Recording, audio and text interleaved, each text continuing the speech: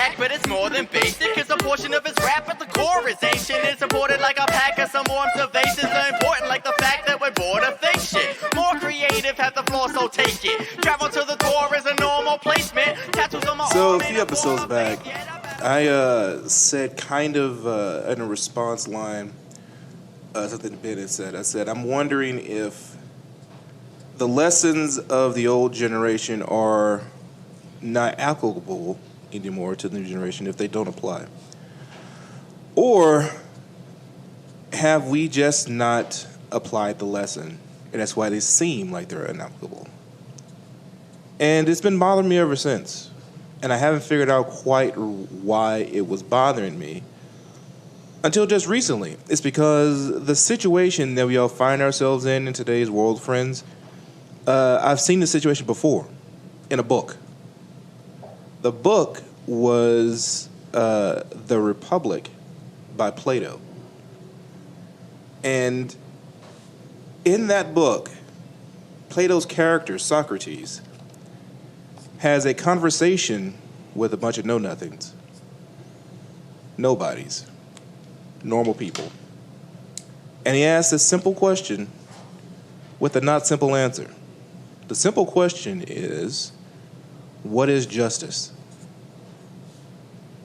And the simple answer was surprising to everyone except for Socrates.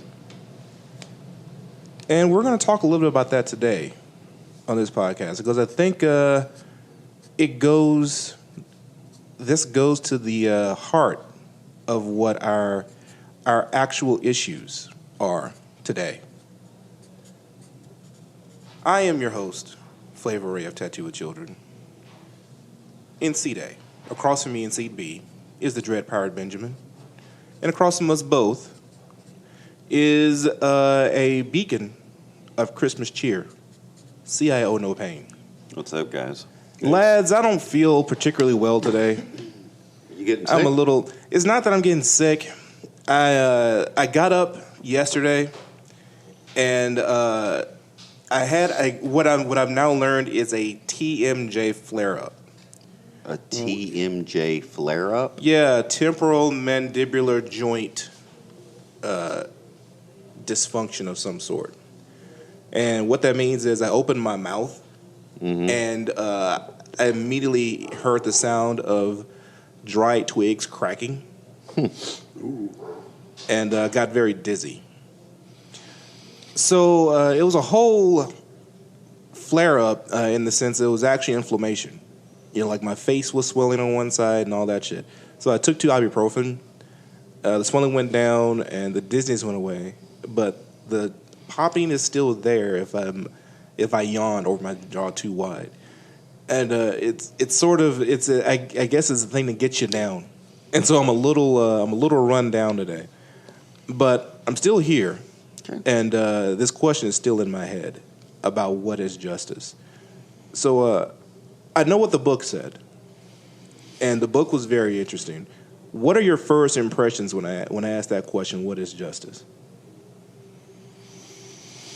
I'm asking you, the listener. I'm asking like the Patriots here, and this is the first time they've heard me say it today, so they might not be ready for it. But the first thing that comes to my mind when I say what is justice is that is not something that you can ever ask in a court of law in America. Like, that's literally the first thought I had when I first read the book. Okay. Was if I go into a courtroom and I say, hey, judge, what is justice? The judge would immediately have summary judgment against me and kick me out. Okay. Because the judge knows that if he starts to entertain this notion in a court of law, Sure. I can't be convicted. Okay. Because no one in the world is going to be able to answer this question. Well, possibly. I'm not saying the question cannot be answered. I'm saying it can't be answered in court. You can't sit there and say, hey, 12 jurors, this is the definition of justice. What you can say is this is the law. You can say that. So my immediate reaction is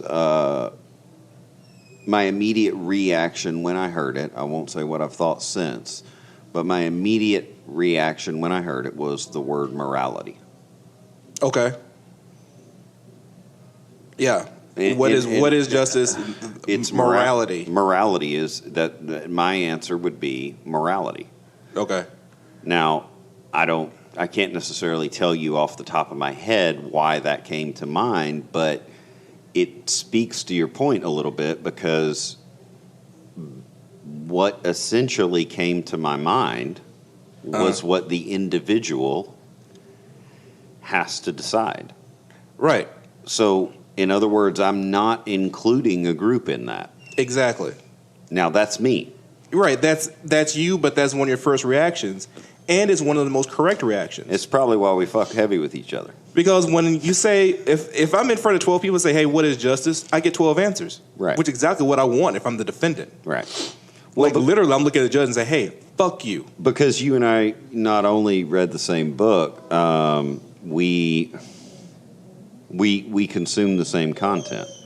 Right. And we both know that one of the most underrated films in the history of television is 12 Angry Men.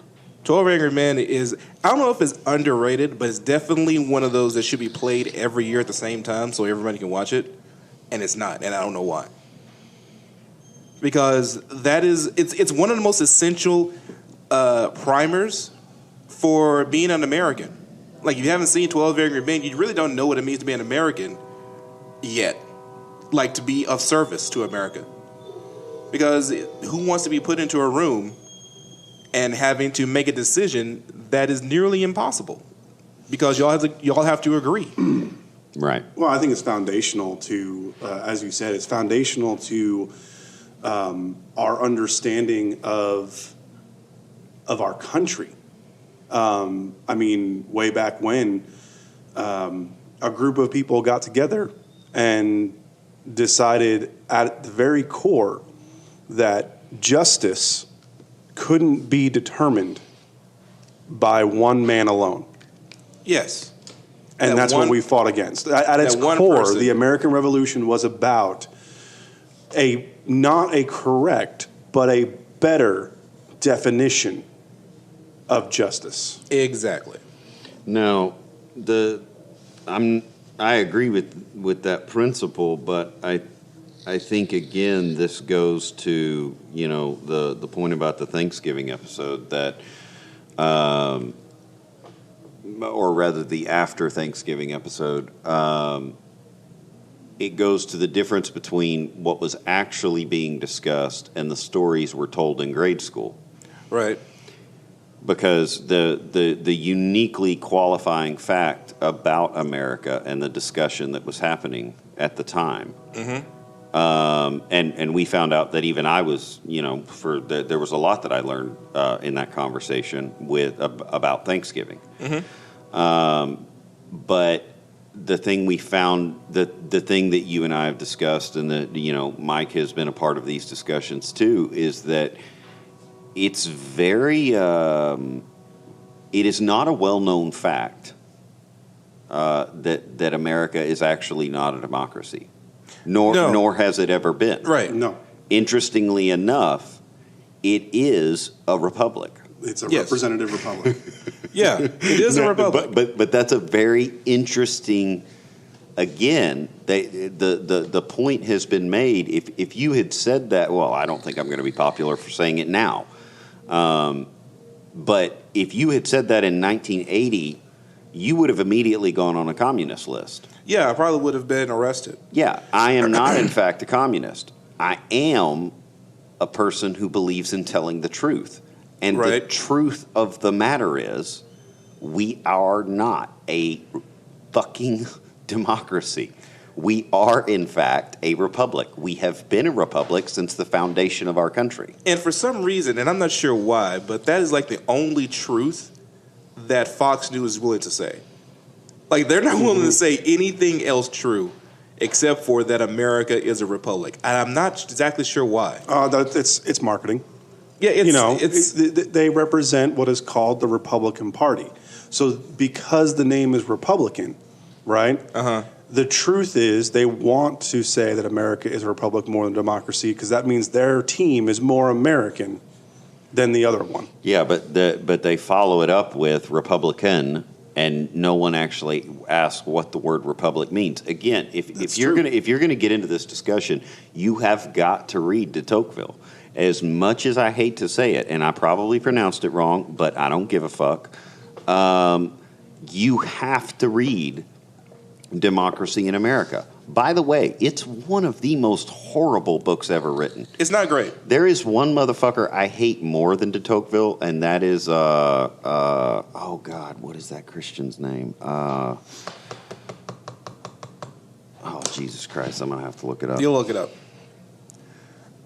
Did you ever read Democracy in America? Or? Yeah, I didn't. I read it when I was probably a junior in college. Okay. Yeah, it's kind of a rejoinder to. So I would have been 20 when I read it. I was about that age. Okay. 21. Okay, right in there. Yeah. And it's Chesterton. God fucking damn it. The father of fucking Protestantism. This motherfucker could not write a coherent sentence. G.K. Chesterton. He's famous. G.K. Chesterton. Yeah, look it up. G.K. Chesterton. He is known for the quote. I'm going to butcher it, but that's what I do. It's not that Christianity has been tried and found wanting. It's that it hasn't been tried. Mm-hmm. Correct. So that's what he's famous for, that quote, right? Right. But he's literally known as the father of the Protestant faith, at least in seminary circles, theological circles. Mm-hmm. Okay? And I swear on a stack of Bibles, there is no more difficult human to read than Chesterton. This man had a way of run-on sentences, okay, and like Latin-sounding motherfucking words that like literally I would get through 2 pages of his book, have a splitting, and I tried for years because I grew up like in a seminary. You know what I'm saying? Right. Like, so I read everybody. You know, like if you want to talk about fucking the guy that wrote Amazing Grace, you want to talk about John Wesley, you want to talk about we can even move to Eastern Christianity and talk about Watchman Nee, who spent so many years in prison, no one knew whether he was dead or alive. And the guy wrote like 30 books. I read every one of them. Right.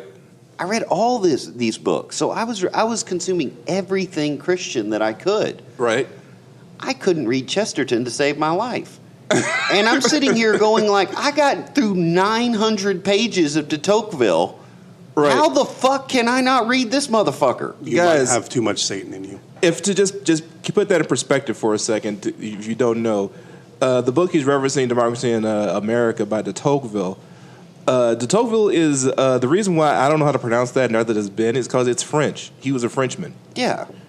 And as Texans, we have the same response to Frenchmen.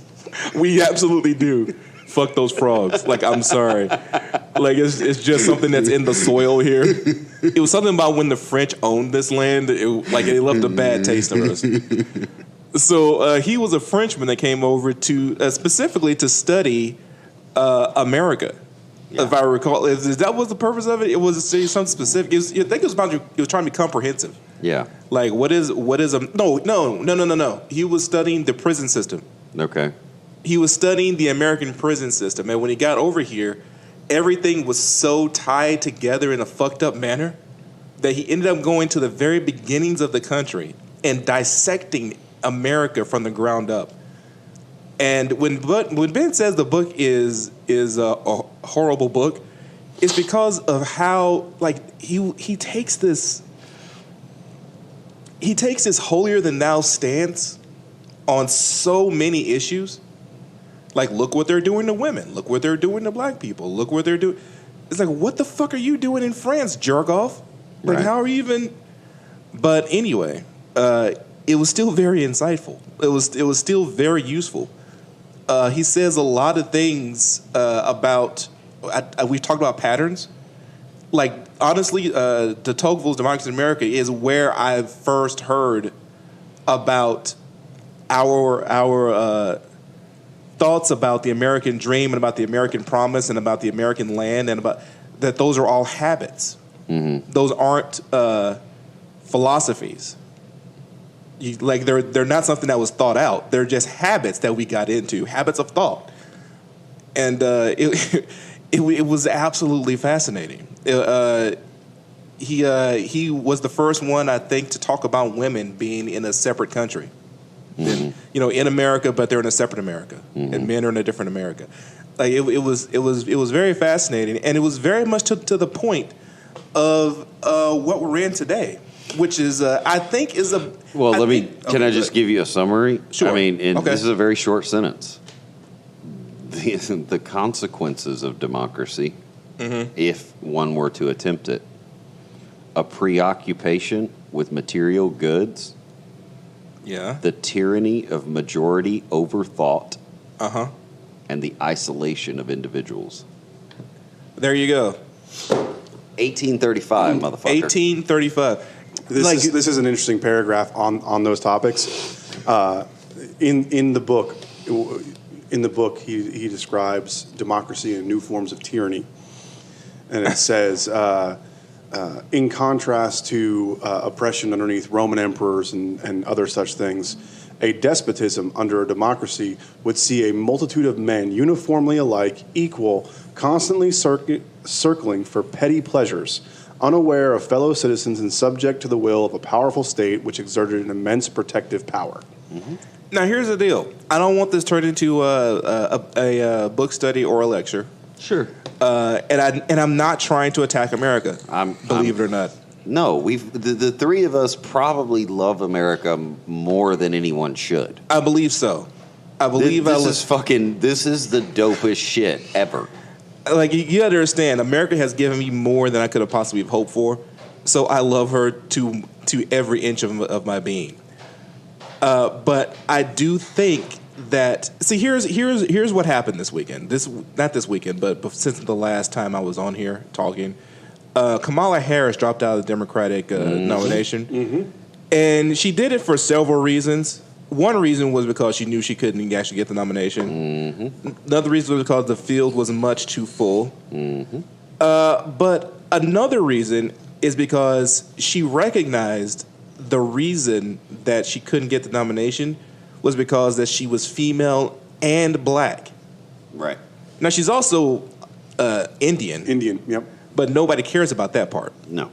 It was the fact that she was female and black that meant that she could not possibly get the nomination in the Democratic Party. Mm-hmm. I think she could have gotten it in the Republican Party.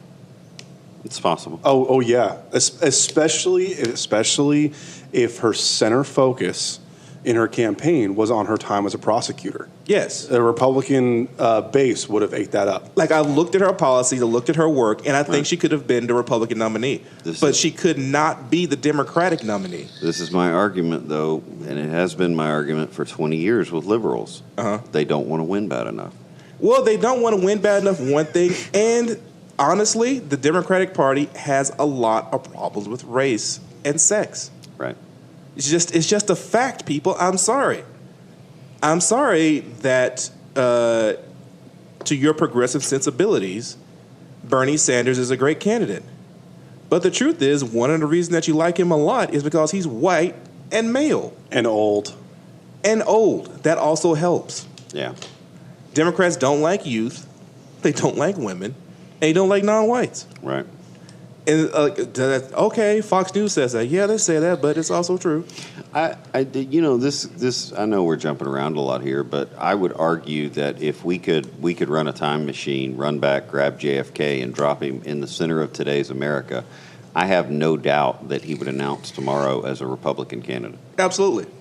Because the thing that this is what people don't understand about the Kennedys. The Kennedys love winning over what people say about them.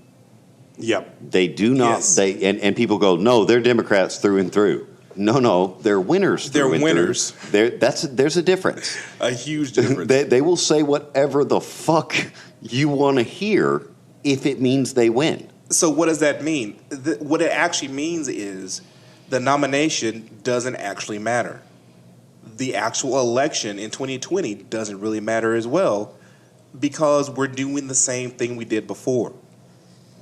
Like I'm not knocking. I'm just pointing out.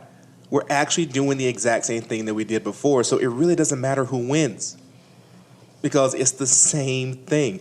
We're just going backwards to the 1980s. And there's a reason why.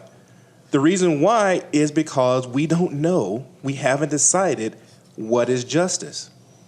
Because we do know, but we don't want to say it. Really?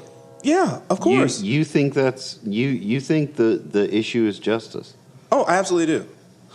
So let's go back to the foundational point I was making. The foundational statement I was making was about the Republic.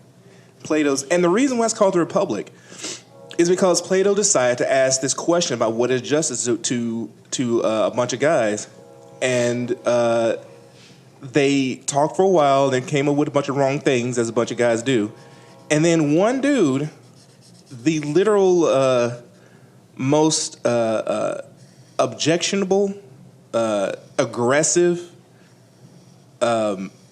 slimiest dude, like it would have been the Rush Limbaugh of this group. Okay. Came up with a definition. And the definition that he came up with was justice is the advantage of the stronger. Mm-hmm. The advantage of the stronger. I want you to think about that for just a moment while we take a break. Doesn't matter if you're cool or honest, and the cortisol president or lose a box. Doesn't matter if you're cool or honest, and the cortisol president or lose a box. Doesn't matter if you're cool. All right, guys, we're back with Tattoo with Children.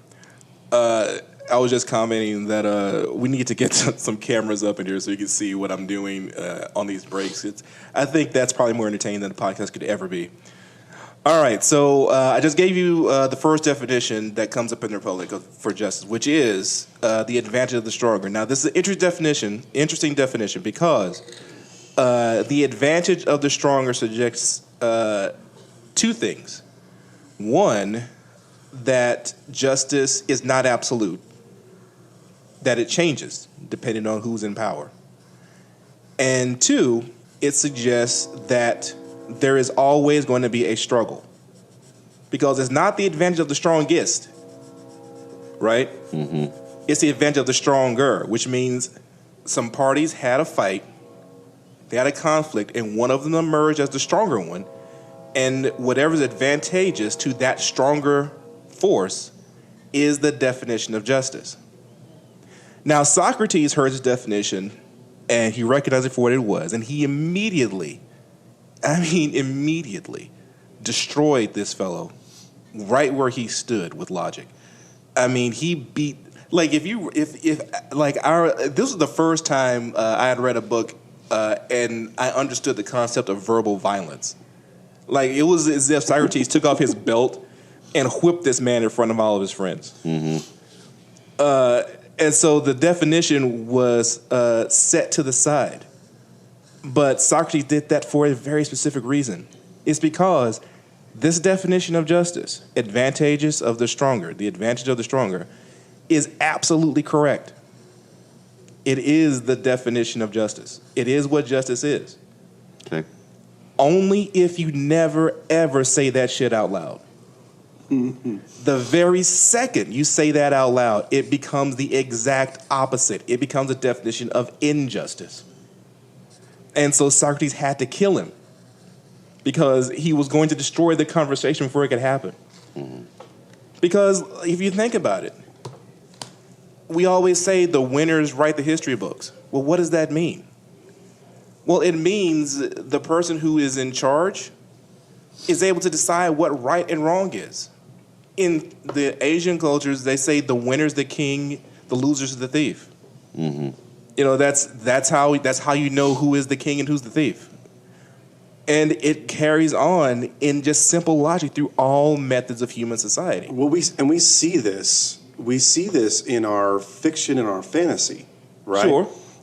So I'm just getting through the first season of Man in the High Castle. Uh-huh. Right? which for those who don't know, this is a Amazon Prime series that basically goes back and says, what if the Nazis won? Mm-hmm. Correct. And goes through taking place in the early 60s, right? Mm-hmm. So Nazis have been in power. They control almost 3/4 of the United States. Japan controls specific states. There's a neutral zone in between the Rocky Mountains. What is life like? Mm-hmm. And it plays out this idea of what would history look like if Hitler's regime was victorious? How would history have been written differently? Right. Okay. And that is just we do this naturally where we envision that definition of justice in our fiction when reality doesn't match. Right. I mean, rebels become freedom fighters, in the view of history, or founding fathers, as the case may be. Terrorists are conscientious objectors or something. We have all sorts of shit that we say depending on who wins, and it's not, and that's not wrong. That's actually what is supposed to happen. You just can't say it out loud, because as soon as you say, well, justice is whatever that guy said because he's the stronger one, then the objection is, well, prove it. Prove that that's justice. And so there's another fight. And then somebody else has to be the stronger one. So you see, by saying the definition out loud, you immediately invite the conflict that negates everything that you just established was justice. You become the injustice automatically. And so you can't say the definition out loud. So that definition of justice is incomplete because it can't be stated. It can't be acknowledged. And knowing that, Plato then guides his group to a second definition of justice, which goes more to the point of what Ben was saying. A second guy who is much more thoughtful than the first guy, who is he has much more on the ball than the first guy. He says, justice is the giving to each what is owed. And that definition is much easier to say out loud. If you're owed something, then you should be given that something. So if someone steals something from you, they should give it back. If you buy some goods, you should receive those goods. If you do work, you should be paid for your labor. If you commit a crime, then you should be punished. Well, and the writers of the Constitution struggled with this. In addition to what you're saying, the writers struggled greatly with how to say that without saying it. Right. And they came up with the best version so far. But I don't think I'm going to get any argument from the people in this room that it's a 200-year-old version at this point, and it needs to be respoken. The question needs to be asked again, but the way they said it was, and we hold this to be above all else. Yes. And we hold it to be evident to all. We hold this truth to be self-evident. The pursuit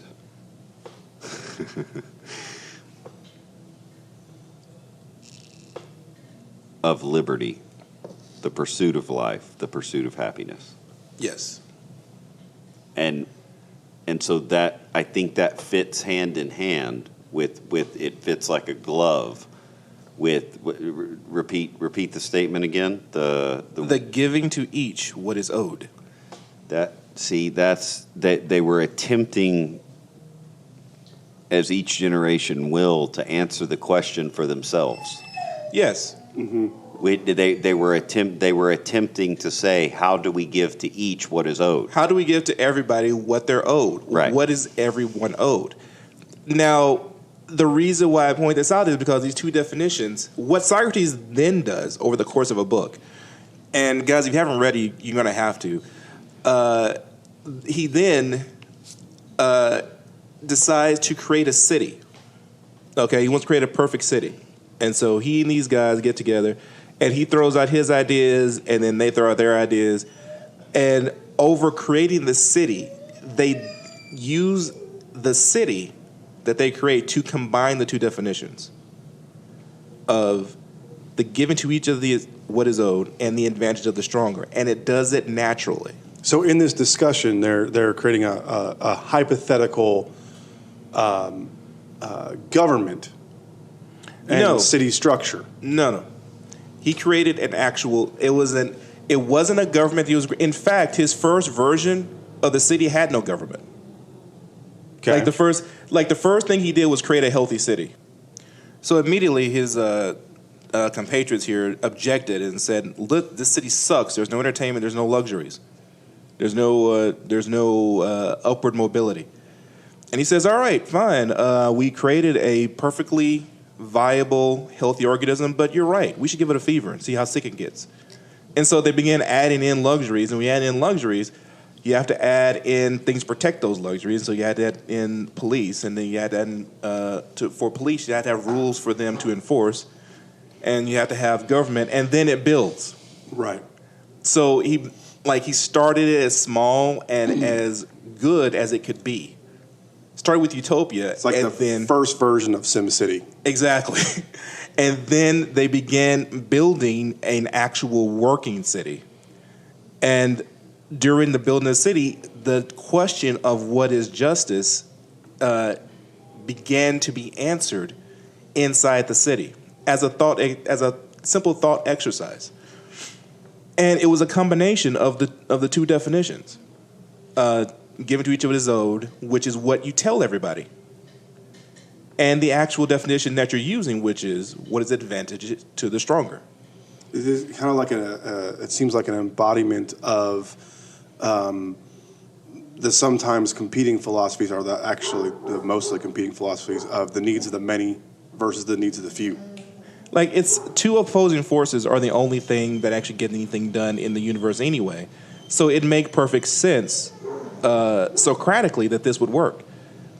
And it works fine as a thought experiment, but in practice, the two definitions tend to compete with each other more openly.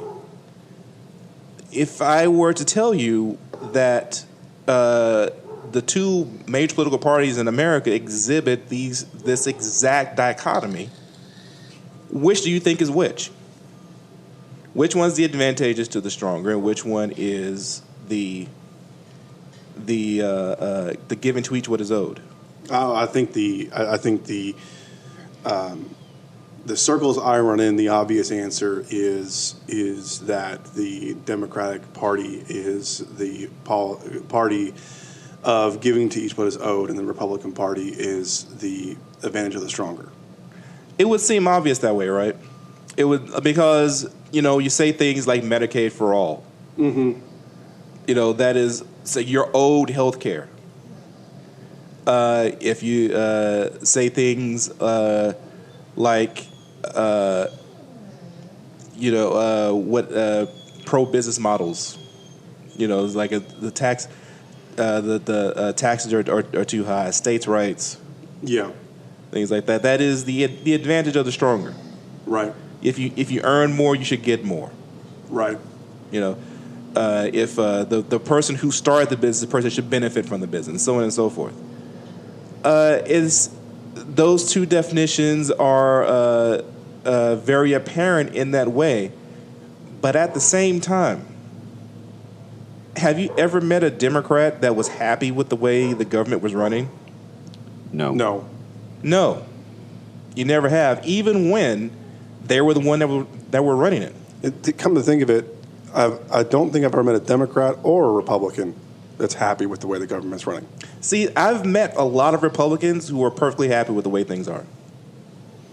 I've met a lot of Republicans that are like, hey, this is fine, let's keep going. Right.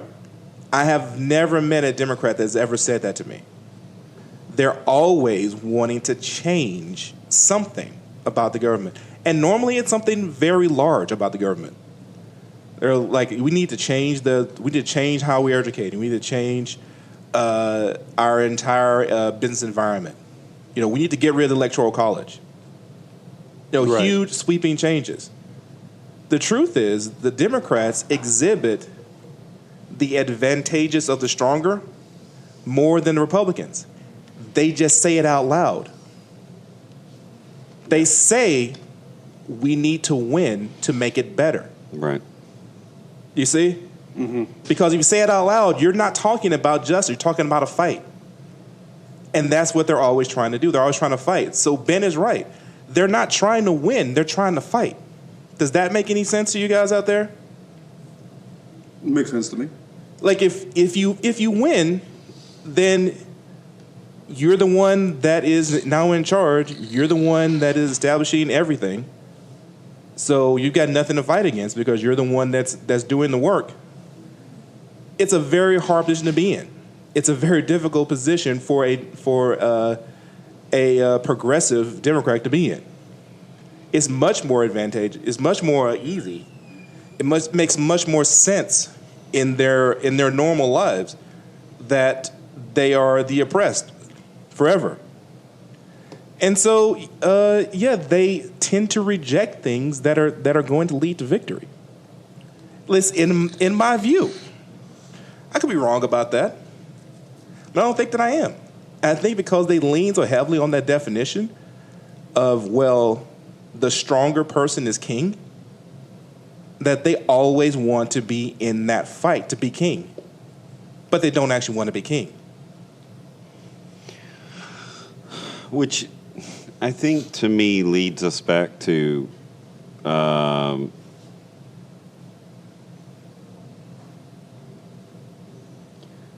the impact. I hate to go deeper with this, but I'm going to. Please do. It leads us back to the input of. It leads us back to the effect of religion and or spirituality, the role that religion and spirituality have played in our building of morality. Mm-hmm. And in other words, I don't know that any of us can properly talk about this concept without first identifying that even you, especially me, especially you. I'm about to go real left though. Mm-hmm. Are coming at this, and this is very important. You're coming at this because this is your perspective, a Jewish Christian perspective of morality. Yes. Because that is the pervasive religion of this planet. Everybody dancing, dog. Yell on that X. I'm a sentinel, standing tall. No time to stand still. Please don't meander, dog. They throwing jazz at me to challenge my rap savvy. I sway like Callaway. I'm ahead. You'll never catch me. It is that perspective is the one that all of my philosophies will always be rooted in. Yes, it has to be. Yeah, by my definition. Yes, and so I'm not attempting to jump ahead too far. I'm attempting to further the conversation, though, because it's very interesting when you listen to a guy, and yeah, I may get a lot of hate for this, but you know what? Fuck it. When you listen to a guy like Sam Harris, mm-hmm. who has begun for the first time to question what morality... In other words, Plato didn't have the ability at that time. I'm going to be real frank. Mm-hmm. This, again, may also be unpopular. Plato did not have the ability to recognize that the character he was creating was also rooted in a Jewish Christian mindset.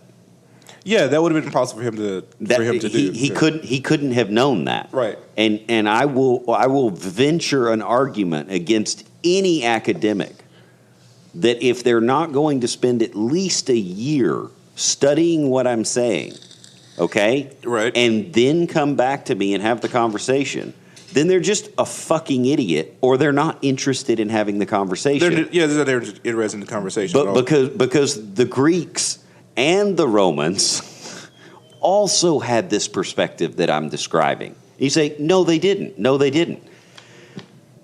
Okay, then what is the fucking origin story of Rome if it does not lead back to Adam and Eve? What is the fucking origin story of Greece? And again, no, I hear it. I know their gods were different. Okay? Yeah.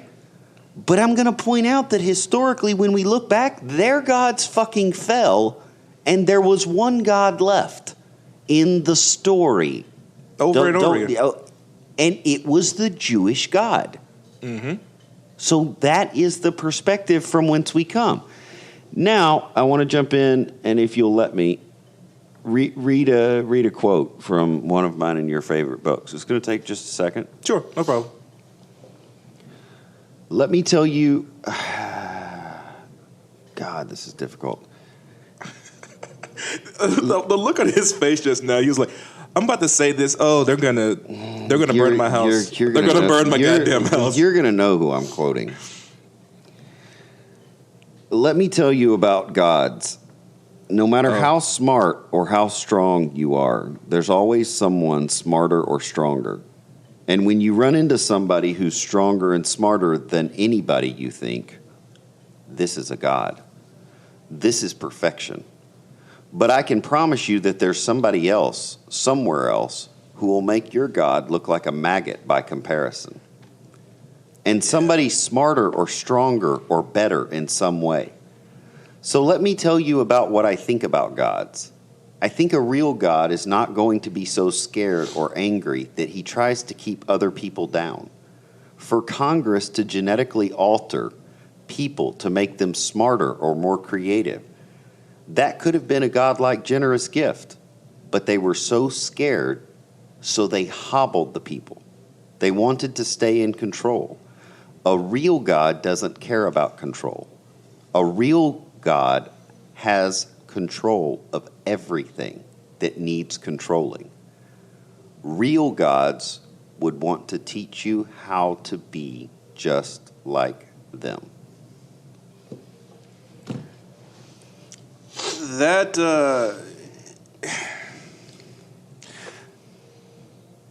yeah, okay. If that sounded like an attack, if that sounded like an attack on your religion, I do apologize on behalf of the program. I will also say that it was definitely an attack on your religion. It was from a fictional book series. It was from a fictional book. Okay, it's from a fictional book series. But it was written by a man who has studied religion probably more extensively than any human being ever should have.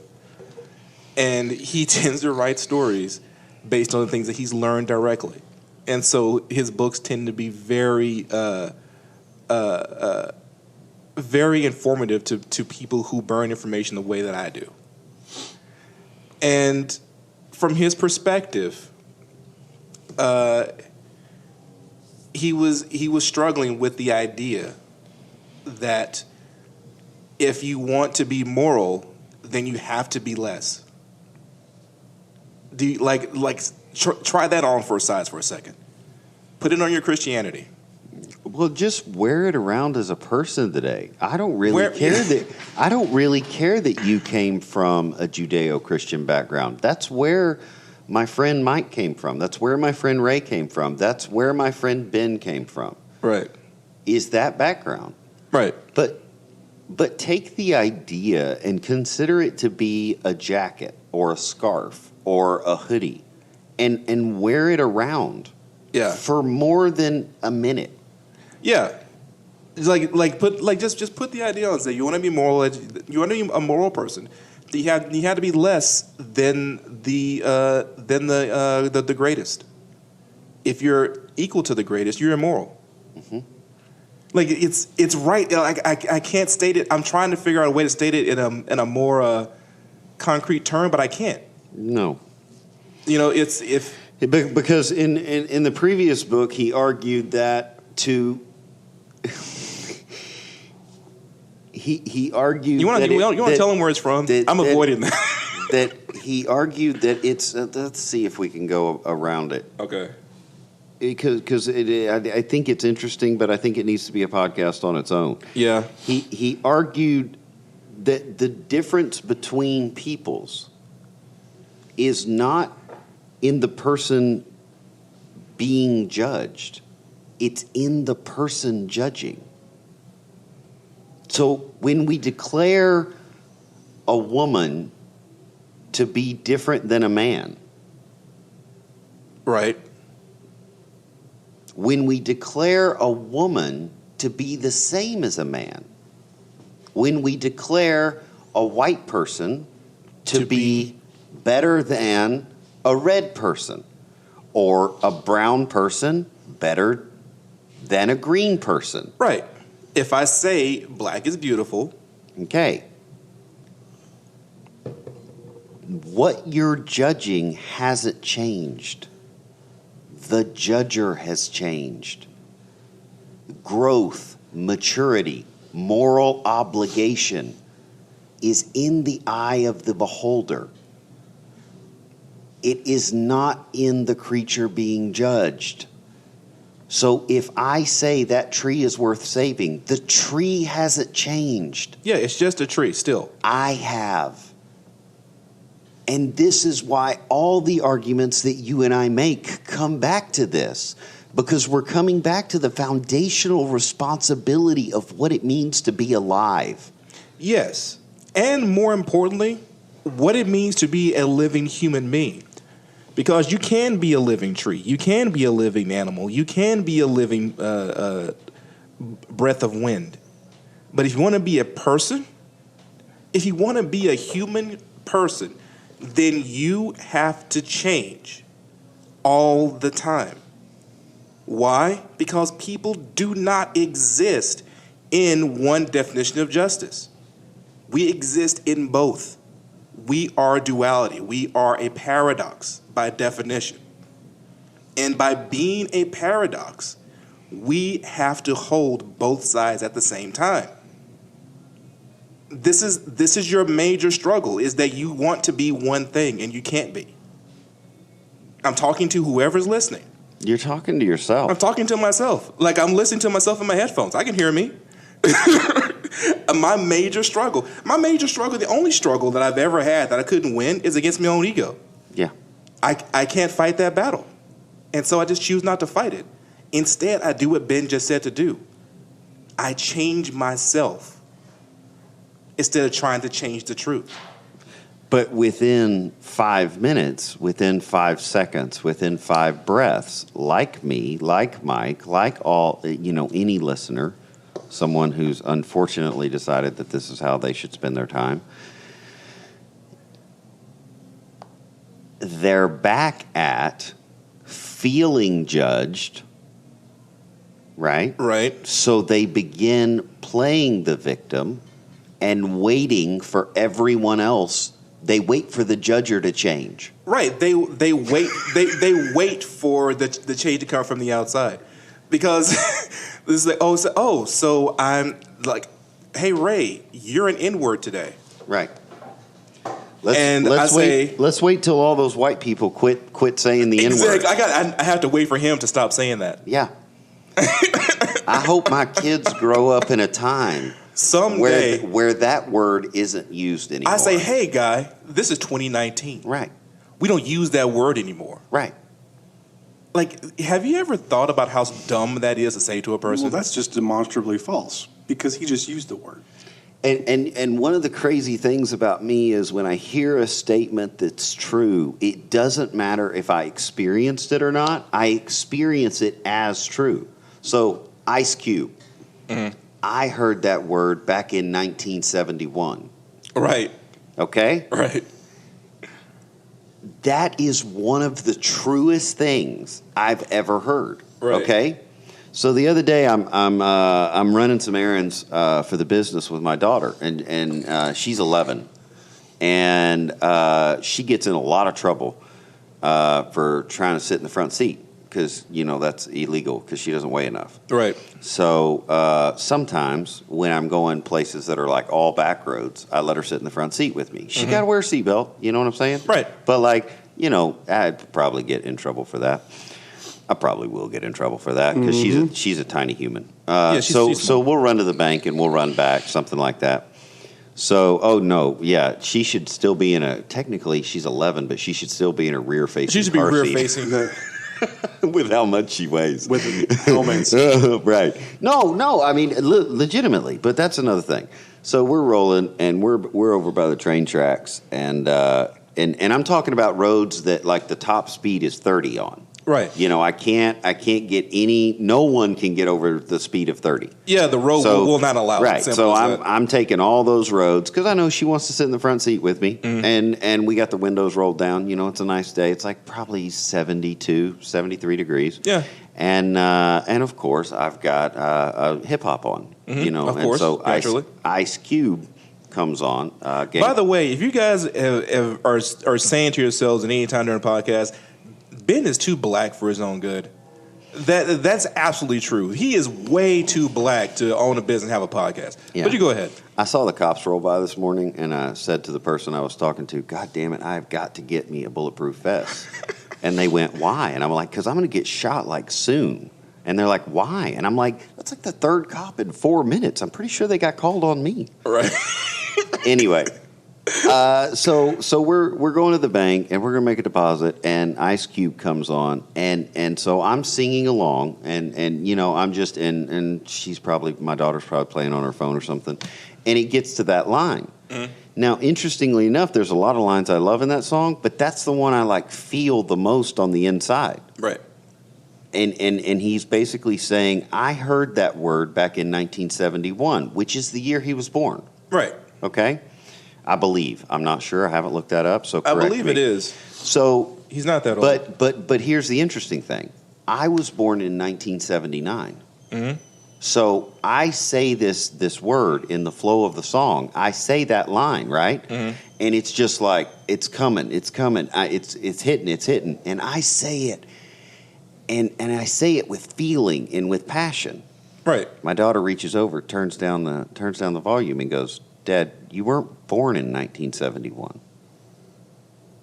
Like you couldn't have heard that. You couldn't have heard it.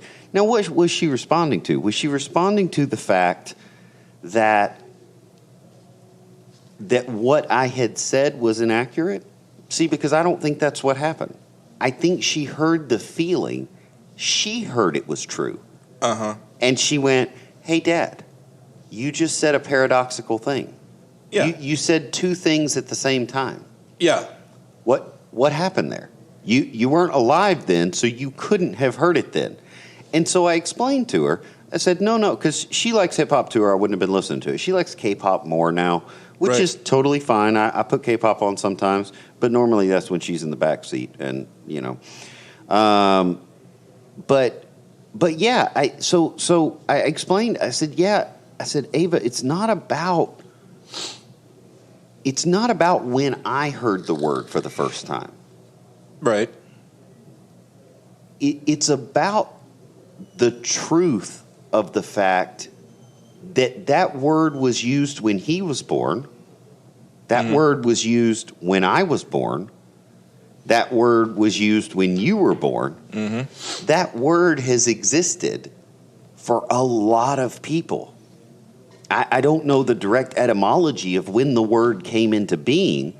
I don't know that I believe that Plato heard the word. Yeah, don't look it up. I don't. But do you get what I'm saying? Yeah. I don't believe that Plato heard the word. The word came in later. But it's very true for me that in American culture, that's a word that we've experienced, we've been a part of. Like, I don't recall a time when I didn't hear that word. Right. And I've heard it in a lot of different contexts. Yeah. So it hasn't always been a negative. Sure. But I've always heard it. And so when people say that we're beyond that word, we're leaving that word, and there are a lot of other words, not just that word, but this is an easy word to pick on. Yeah. The N word is the word I'm referring to. Then I automatically have a reaction to it of, okay, if we left that word behind, then why can't you say it? Yeah.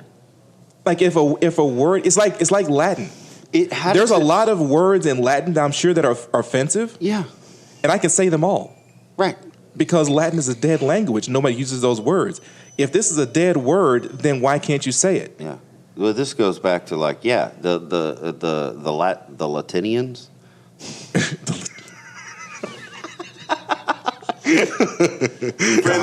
friends of the podcast, that was a little gift for you. If you've been listening through Fuck you, Pirate almost Ben. 40 goddamn episodes, then that was for you.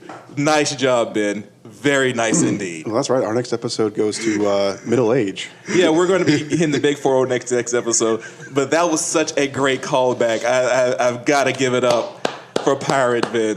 Well done, sir. The fucking Latinians.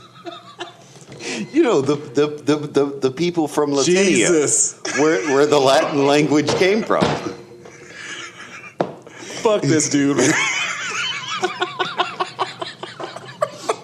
That's it. Stick a fork in it. Oh my God. Can we come back to this conversation in the next episode? Justice, morality, and paradox. And Latinians. Yes. Like I was trying to get to paradox the whole time. This because listen, the reason I'm doing because we're getting, like we just pointed out, we're getting to episode 40, and this I told myself in episode 40 around there I would start to get to what I wanted to talk about. Okay, and so we need to have some foundational conversations before I get to what I want to talk about. And one of the foundations is we all have to accept the fact that in order to be human, we have to hold both sides simultaneously. You have to take two truths that are disparate. They're far apart on the spectrum, but they're both true, and you have to hold them at the same time. And I know how hard this is. You will struggle with it every day. I struggle with it every day. Everyone who tries to do this will struggle with it every day. But it's worth doing because I believe being human is worth being. I honestly think that we're not that worthless. I saw a meme the other day where the Earth is having a conversation with the moon, and the moon goes, "Hey, man, what's going on?" Earth goes, "I'm not feeling too well, man." Goes, "Hey, what's going on? Are you going to be okay?" I said, "No, I'm told it's terminal." I said, "What is it? Well, what do you have?" I said, "I caught humans." And the moon goes, "Oh, man, sorry about that. Hey, wait, what's that?" "I don't know what it is." "Wait, it's coming up. Holy shit, it's catching. They're on me. Mars, run." I agree. Humans tend to be a little hard to take for the natural world, but I do believe that we're worth it. Like not only do I love America, not only do I love Texas, I also love people. I love you guys. I say it every day. I say it as often as I possibly can because it's true. I do love you guys. I love the Democrats, I love the Republicans, I love the independents. I want us all to make it. But if we keep running from ourselves, we're not going to make it. We ain't gonna make it. You're going to die.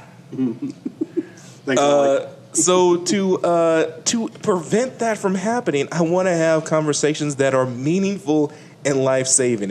And for that, we're going to have to establish some ground some ground to cover. And this is part of it.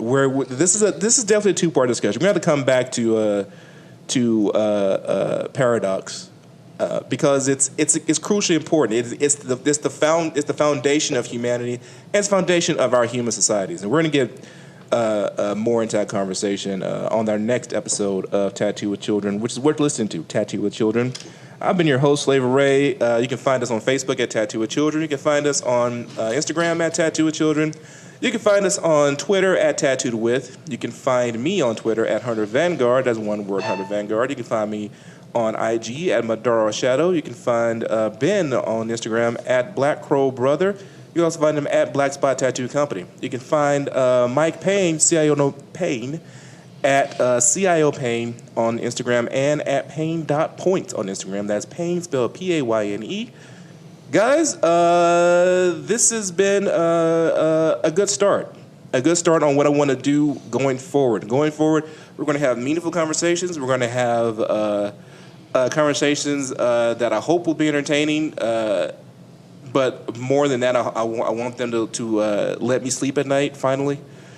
And we're going to have conversations that I hope get everyone thinking after the conversation has temporarily ended. So on that note, I will bid you adieu. I love you. Later. Love you guys.